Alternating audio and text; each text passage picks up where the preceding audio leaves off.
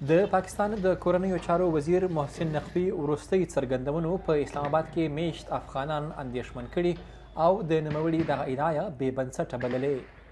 ښاغلي نقوي وړمه ورځ ادعا کړې وه چې د پاکستان تحریک انصاف ګوند لاریونکي افغان کډوالو ګډون کړی و او تر دې دعوې وروسته یې اعلان وکړ چې په پلازمینه اسلام آباد کې اوسېدونکي افغانان به تر ډسمبر وروسته ځانګړې اجازتنامې ترلاسه کوي. تر دې اعلان وروسته دلته میشت یو شمېر افغانان وایي دوی له وړاندې لا په دغه هیواد کې د اوسېدو قانوني اسناد لري او لا هم نه پوهیږي چې د دې ځانګړي اجازتنامو څه ضرورت دی. تر ټولو عمده مسله دا ده چې پاکستان د حکومت هغه لایحه عمل تر اوسه پر د مجرو په وړاندې لکه څرګند لایحه عمل دوی نه لري. وجه یې دا ده چې موږ دلته د سفارت لیټرونه لرو یا هم نور افغانان د مهاجرت د نړیوال سازمان انوسیان یا هم هغه پرمیشن لیټرونه لري چې هغه د پاکستان د حکومت سره بیرته په بله معنا یو پروتوکول لري. نو زه نه پوهېږم چې باوجود د دغه ټولو اسناد درلودو سره به موږ هم تر دې هغه تر هغه لاندې راځو تر سیوري لاندې راځو د دې خبر که نه. دا تر اوسه پورې ګونګ او نامعلومه ده. نو په دې معنا چې انوسي اخیستل به د افغانانو دپاره ځکه ګران کار چې په دې باندې به طبعا مصارف راځي او فکر نه کوم چې افغانان د دومره ډیرو مصارفو ورکولو وروسته بیا هم دې ته تیار یو چې انوسي واخلي. دا د ګڼو نورو افغانانو په څیر د پاکستان د کورنیو چارو د وزیر له ادعا سره موافق نه دی او زیاتوي افغانان په پاکستان کې په ډیرو سختو شرایطو کې ژوند کوي او د په خبره هغوی دلته د احتجاجونو او سیاست لپاره وخت نه لري.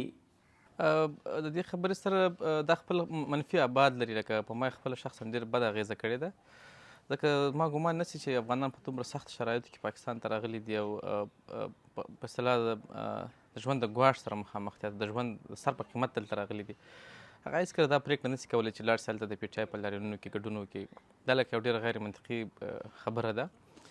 خپله د افغان دپاره چې هغه به د دومره سختو شرایطو باوجود دی هلته ځي او په لاریون کې به ګډون کوي. په روحي لحاظ ډېر افغانان د دې خبرې سره ځورېدلي دي او یو ډېر بې ځایه لکه فشار په دوی باندې پروت ده.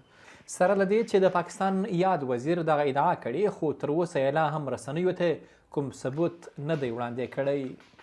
ګوره د پاکستان د کورنیو چارو وزیر او د اسلام آباد د پولیسو مشر دواړو چې کومه ادعا کړې ده چې د پاکستان تحریک انصاف په احتجاج کې افغانان وو ثبوت یې نه دی وړاندې کړی او دا به ډېر مشکل وي چې د دواړو په خبرو باندې یقین وکړي شي. لیکن ډېر افغانان خو داسې چې خو د دې معاشرې اوس یو برخه ګرځېدلي دي. نو ممکن ده چې ځینې کسان هغې کې برخه اخیستې وي، هغه نیولي شوي هم وي. لیکن د دې معنا خو نه ده، دا معنا خو نه ده چې 2 3 4 یا 10 یا 60 کسان افغانان په یو مظاهره کې وو د هغې په بنیاد باندې داسې یو فیصله وکړي چې ټول افغانان چې هغه په قانوني حیثیت ژوند کوي په اسلام آباد کې هغوی د اوس یو ځانګړی سند ولري، اجازتنامه دې ولري. زما خیال داسې ګام ته به د یو امتیازي سلوک په توګه کتل کېږي. له دې سره چې د پاکستاني چارواکو له لوري تر اوسه د دې انوسي یا د عدم اعتراض سند په هکله پوره معلومات نه دي ورکړل شوي، خو تر دې وړاندې به د پاکستان د کورنیو چارو وزارت هم په ځینو برخو کې دغه ډول سندونه ورکول. دې فیصلې امپیکټ چې دا هغه به ډېر افغانانو دپاره به مشکل شي.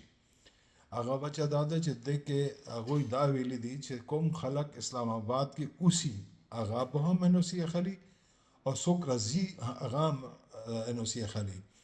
نو دزي کې د یو ان ایچ سی آر او شارپ دپاره ډېر دنیا خلک روزانه راځي. نو دا به دې دپاره ډېر ګران به شي چې دا پهله انوسي اخلي. بهل دا ده چې د نه دا موډالیټي خیالي ده چې انوسي به څوک ورکوي، هغه به کوم دفتر نه ملیږي، هغه به څرنګه ملیږي، هغه طریقه کار به څه وي. نو دا هېڅ شی نشته. موږ خپله هم د انتظار کوو چې موږ وګورو دا څه غواړي، څرنګه غواړي او بیا به موږ ورسره میټینګ کوو. په پاکستان کې د ملګرو ملتونو عالی کمشنرۍ وایي دوی د پاکستاني چارواکو تر دې بیان وروسته له هغوی سره په تماس کې دي چې د دې بشپړه معلومات ترلاسه کړي. خو د کډوالو کمشنرۍ بیا هم پر پاکستان غږ کړی چې افغان پناه غوښتونکو ته دې په دغه هیواد کې بشپړه خوندیتوب ورکړل شي.